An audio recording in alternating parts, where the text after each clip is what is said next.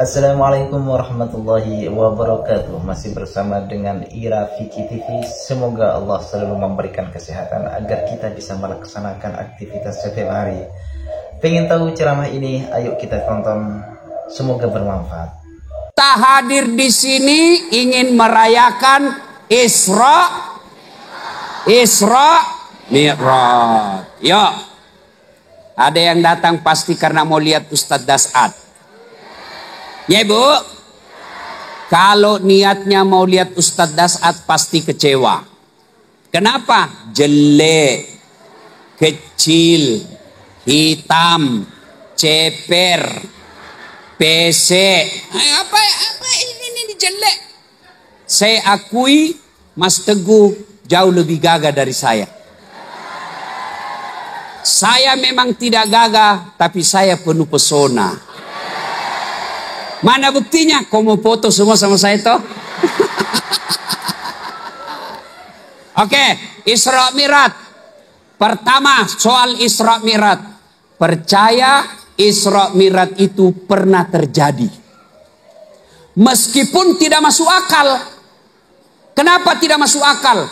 Dari Mekah ke Palestina, naik ke langit 1 sampai 7. Ketemu Allah, balik lagi. Waktunya tidak cukup 1 malam, sebagian malam saja. Maka waktu Nabi ceritakan ini, Abu Jahal bilang, pembohong kau Muhammad, mana bisa kau ada di sini?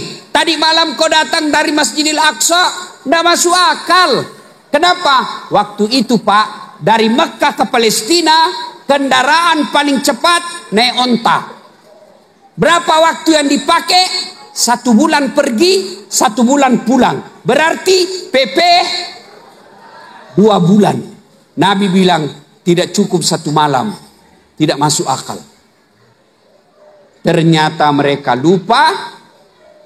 Kejadian Isra Mi'raj itu bukan Nabi yang punya mau, tapi Allah yang berkehendak. Kalau Allah yang berkehendak, tidak ada yang mustahil. Mana yang paling tua di sini? Saya lihat yang muka-muka sakaratil maut. Sampean. Piye kabare Mas? Baik, alhamdulillah. Loh, Bapak kok kehilang gigi ya? Pak, dulu orang menelpon, Bapak waktu kecil pernah ndak bayangkan orang nelpon tidak pakai kabel? Ndak kan? Dulu waktu Bapak kecil telepon pakai kabel. Itu pun 2 Pak, 1 di telinga, 1 di mulut.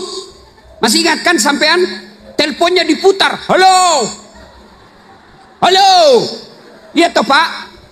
Tidak pernah dibayangkan orang yang ada di Surabaya bisa telepon saudaranya yang ada di Samarinda. Tidak pakai kabel. Tidak pernah dibayangkan orang yang ada di Tenggarong teleponan sama sepupunya yang lagi di Mekah umroh. Hai guys, kita lagi di depan Ka'bah guys. Tidak pakai kabel dan bisa saling melihat. Dulu tidak pernah dibayangkan. Begitu juga Isra Mi'raj. Tidak masuk akal, tapi insya Allah suatu waktu bisa dibuktikan. Nah, berarti kejadian Isra Mi'raj pertama harus yakin pernah terjadi. Kalau Allah berkehendak tidak ada yang mustahil. Bu, bisa ndak perempuan hamil ndak pernah disentuh laki-laki? Bisa ndak? Bisa Ustadz. Mana buktinya? Siti Maryam, wanita suci itu Maryam Pak, ndak pernah disentuh laki-laki, lahir Isa alaihissalam. Tidak percaya? Buka Quran, ada. Cuma sekarang banyak perempuan mau saingan Siti Maryam. Ada anaknya, tidak ada suaminya. Beleng-beleng. Pak.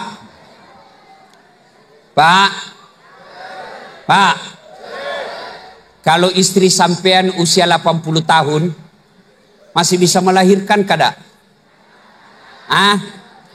Masih bisa? Jalan aja sudah setengah mati. Masa ada nenek-nenek masih hamil? Tidak mungkin. Iya toh? Iya. Tapi kalau Allah mau, istrinya Nabi Zakaria sudah tidak haid, melahirkan. Kalau Allah mau. Adek, woi, pernah lihat ikan? Pernah? Bisa ndak manusia masuk perut ikan? Bisa ndak? Dan hidup bisa ndak? Kalau saya orang Bugis, ikan masuk di perutku. Iya toh? Tapi kalau Allah mau, bisa. Mana buktinya? Yunus alaihissalam masuk perut ikan 40 hari keluar hidup. Kalau Allah yang mau. Berarti kalau Allah mau, kejadian Isra Mi'raj pasti terjadi. Tidak ada perlu diragukan. Ya, ujian untuk orang beriman. Lalu kenapa Nabi diisrakan? Isra itu Pak, Makkah, Palestina. Itu Isra namanya. Mi'raj, Palestina, naik ke langit. Itu Mi'raj. Kenapa Nabi Isra? Kan boleh dari Makkah langsung ke langit. Boleh kan? Boleh. Bisa. Tapi kenapa mesti ke Palestina? Allah ingin menjawab. Linuriyahu min ayatina. Allah ingin memperlihatkan sebagian dari tanda-tanda kebesarannya. Apa yang Allah lihat? Satu. Ada petani. Ada petani di sini? Ada. Itu petani yang dilihat Nabi, dia tanam satu biji. Contoh. Dia tanam ini. Tanam. Begitu dia tanam, langsung tumbuh Pak. Tumbuh, hebatnya langsung berbuah. Hebatnya diambil buahnya, muncul lagi buah baru. Ambil buahnya, muncul lagi. Lebih banyak lagi muncul. Ada kira-kira di Tenggarong begitu? Tanam, langsung panen. Ada? Yang banyak di kampungku, tanam, gagal panen. Ya. Lalu Nabi heran. Jibril, siapa itu petani? Jago betul. Tanam, langsung tumbuh. Siapa dia Jibril? Jibril menjawab, itu umatmu yang rajin bersedekah ketika dia hidup. Ustadz, kalau caleg,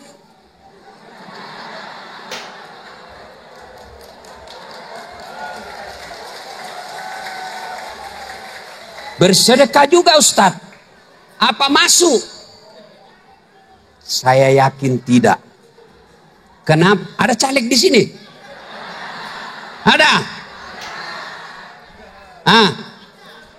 Ada? Ibu, caleg bersedekah, kira-kira masuk enggak? Tergantung. Ada caleg saya lihat di medsos, dia bagi-bagi karpet.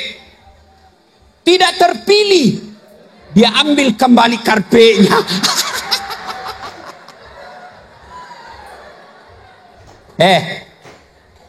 Sedekah lillahi ta'ala. Bagi-bagi jilbab, bagi-bagi sarung, bagi-bagi serangan fajar, bagi-bagi sembako. Tapi kalau niatnya supaya dicoblos, tidak masuk kategori ini. Tapi jangan kau salahkan calegmu. Saya lebih salahkan masyarakatnya. Orang caleg pergi sosialisasi, apa dia bilang masyarakat? Wane piro? Ono enggak? Ono enggak ono transport. Wabillahi taufiq wal hidayah. Kau ketawa baru kau begitu semua? Hah? Hei, hei, dengar ini yang sudah terima uang caleg dan pilpres. Dengar kau. Kata Nabi, kau sudah makan itu 300.000, hanya api neraka yang bisa mencuci itu perutmu. Yang kedua, kalau kau tidak coblos juga, kau sudah ambil uangnya dan kau tidak coblos, supaya kau tidak dapat dosa 2 kali, kau pergi minta maaf sama itu caleg.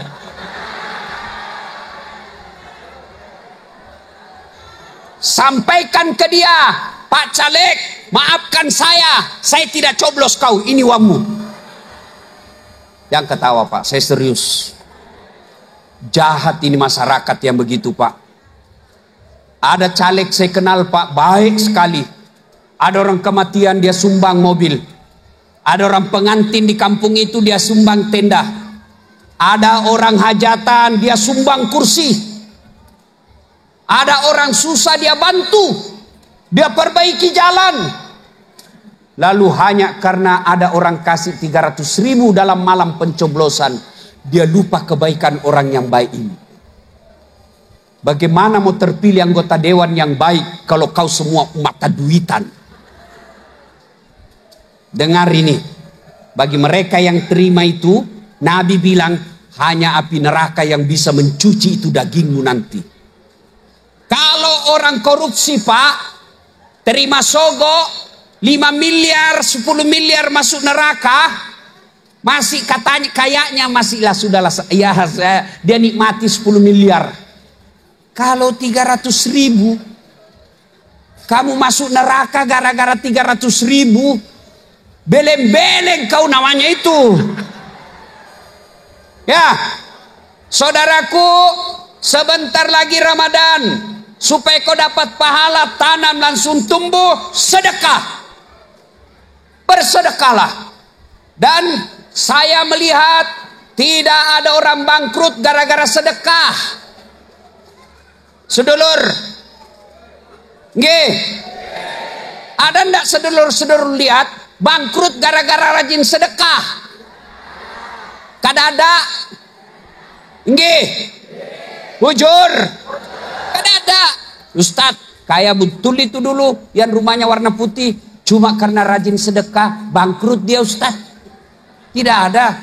Yang bangkrut gara-gara apa? Judi. Yang bangkrut gara-gara apa? Narkoba. Yang bangkrut gara-gara apa? Nipu. Tidak ada orang bangkrut kalau dia rajin sedekah. Dan juga kenyataan, tidak ada orang tidak senang orang dermawan. Pak, saya tanya, bapak-bapak, senang tidak tetangga dermawan atau yang pelit? Senang mana Pak? Ibu-ibu, senang tak menantu yang pelit atau dermawan? Senang tak tetangga yang pelit atau dermawan? Senang tak teman yang pelit atau dermawan? Tuh, tidak ada orang suka orang pelit. Iya kan? Bahkan orang pelit sekalipun tidak suka sama orang pelit. Dia bilang apa? Tidak usah ke rumahnya, pelit. Padahal dia juga pelit. Nah, 2, apalagi yang dilihat Nabi, ada lagi dilihat Nabi perempuan cantik betul, panas, ya cantik betul ini perempuan, tapi sayangnya kukunya terbuat dari tembaga api neraka. Dia cakar mukanya Pak, ini perempuan cantik dia cakar mukanya, sakit tapi dia cakar, waduh sakitnya, tapi dia cakar. Lalu dia cakar lagi perutnya, keluar semua isi perutnya. Lalu dia makan bangkai orang mati di depannya. Bangkai, ibu-ibu, tahu bangkai? Tahu bangkai? Ini bangkai manusia dia makan ibu. Nabi bertanya, Jibril, bodoh betul itu. Dia tahu sakit tapi dia cakar. Dia tahu sakit tapi dia cakar. Dia tahu bangkai tapi dia makan. Siapa dia Jibril? Jibril menjawab, itulah umatmu yang suka cerita kejelekan orang. Ini. Ini Pak, datang pengajian gini masih gosip itu. Ada orang masuk, dia enggak gosip tapi mukanya.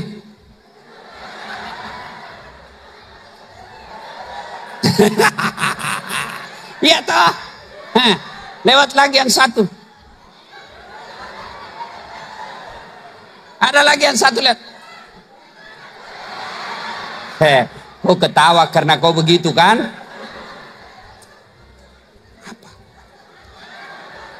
Apa? Gelangnya palsu. Kenapa kau tahu? Itu melengket di tangannya. Apalagi jilbabnya kayak umbul-umbul. Apalagi lipstiknya palsu. Kenapa kau tahu? Melengket di giginya. Ustadznya aja dia gosip Pak. Ustadznya gosip. Ustadz Dasat. Itu juga bajunya yang di YouTube.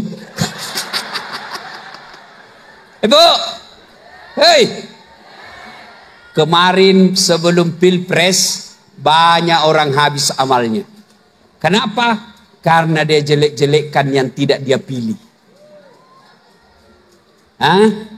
Dia sebarkan berita fitnah, dia sebarkan berita bohong. Orang yang mau jadi presiden, dia yang habis amal dan bertumpuk dosanya. Ya, Bu, jangan cerita kejelekan orang. Kalau orang mulai cerita kejelekan, katanya, na'udzubillah min zalik. Nggak usah deh urusin dia, belum tentu kita lebih baik dari dia. Nah, itu majelis taklim yang baik. Cuma majelis taklim kita rajin pengajian, tapi tidak ada perubahan akhlak. Seragamnya cantik, tapi akhlaknya busuk. Hei, Ibu, tahu toge? Tahu toge, Bu? Itu toge suka ikut campur. Iya toh? Bikin soto Banjar, ada togenya. Gado-gado, pecel. Makanya karena suka ikut campur, Allah takdirkan toge tidak ada yang lurus, semuanya bengkok. Maka kalau ada ibu-ibu pagi-pagi gosip, teriaki, toge nih ayo hibbu ahadukum, sukakah kamu memakan bangkai sesamamu manusia? Ada lagi dilihat Nabi. Tadi satu, dua, tiga. Yang tadi pertama itu rajin sedekah. Yang kedua, yang rajin cerita jeleknya orang. Yang ketiga, Nabi lagi lihat. Ada orang disodorkan daging yang harum, daging yang matang, daging yang nikmat. Di samping kirinya bangkai, bau, busuk, berulat. Suruh pilih. Kira-kira ibu pilih mana? Pilih mana? Pilih mana Pak? Ini orang, dia pilih apa? Bangkai, bau, busuk, berulat. Kata Nabi, bodoh betul itu. Dikasih daging yang halal bagus, dia pilih bangkai. Siapa dia? Jibril. Jibril menjawab, itulah umatmu yang selingkuh. Ada istri halal, tapi dia suka istrinya orang.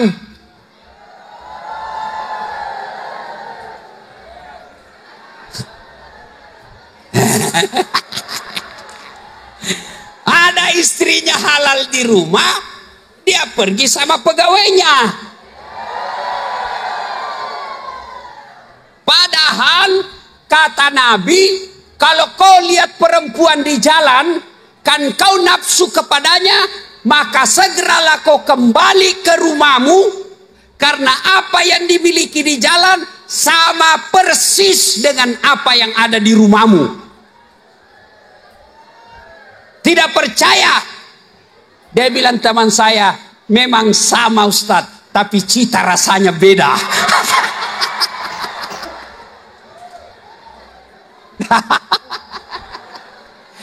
Hei, Pak, itu istri mendatanginya adalah pahala.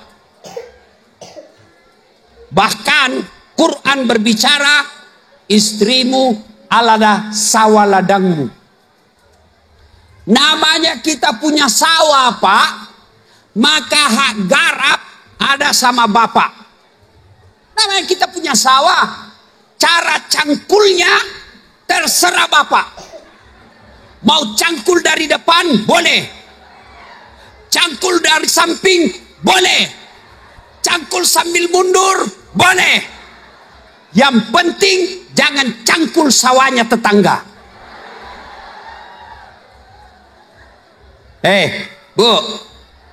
Bu, dengar ini Pak. Sekali selingkuh hancur amal 80 tahun. 40 tahun. 40 tahun. Maka jangan berselingkuh. Itulah tadi contohnya. Allah kasih yang halal, kamu dapat yang haram. Bu, Ibu. Halo Ibu. Senang enggak kalau suami selingkuh? Senang enggak? Mau enggak suami setia? Mau?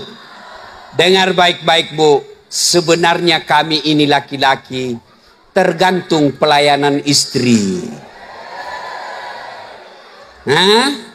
Kalau istri di rumah pandai membuat hati suaminya tenang, pasti dia selalu mau pulang ke rumah. Bagaimana suamimu mau betah di rumah, nah kau mengomel aja kerjamu?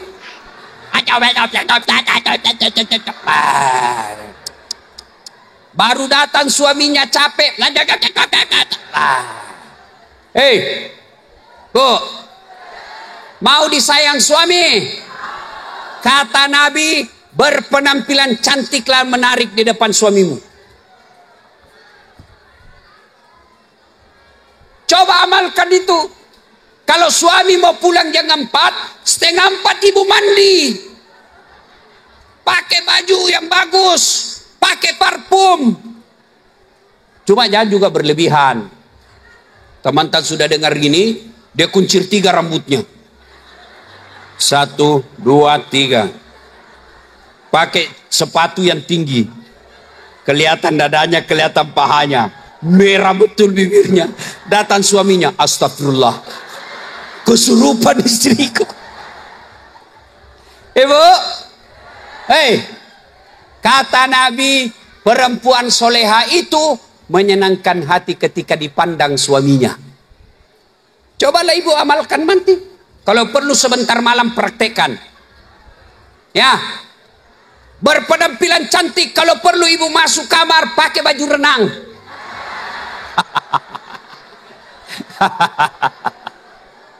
Ya, bagaimana suamimu mau betah? Daster tinggi sebelah. Robek-robek lagi. Kata suaminya, astagfirullah Bu, perbaikilah itu dastermu. Kelihatan semua tali BH-mu. Malu kita sama tetangga. Apa kata istrinya? Jangan lihat BH-nya, yang penting rasanya Bu. Salatullah ala toha, salatullah ala yasin. Alhamdulillah sudah menonton Ira Fikih TV. Semoga ilmu yang didapat semoga bermanfaat. Amin Allahumma amin. Assalamualaikum warahmatullahi wabarakatuh.